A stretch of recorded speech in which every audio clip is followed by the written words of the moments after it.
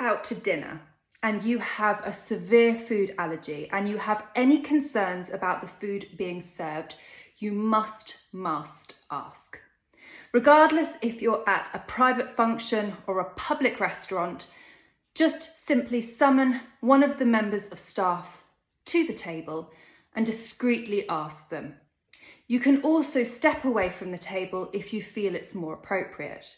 At that point, you should ask what it is that's in the food and highlight any allergies you have which might prevent you from eating the food that's being served.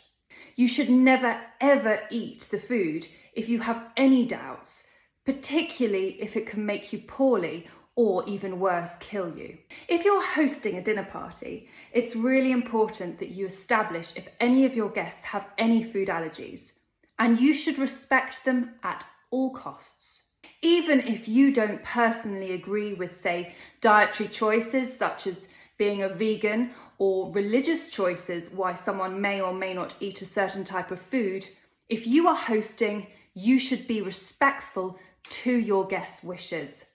Never ever serve them something that they cannot or shouldn't eat. There was a story in the press a while ago where a famous chef cooked for her guests in the restaurant and they had specifically said they were vegan. And because of her own feelings towards that dietary choice, she actually cooked them non-vegan food and fed it to them. Needless to say, the restaurant closed down, she lost her job, and it was a public scandal. It doesn't matter what you think is appropriate. You should always respect the guests' wishes and follow their allergies or choices of what they can and cannot eat. Many restaurants nowadays, when you make a booking, will ask if you have any allergies. And if they don't, you can always call ahead to make sure that you've let the chef know that you have the specific allergy. I have an intolerance to garlic. Yes, it's a bit random.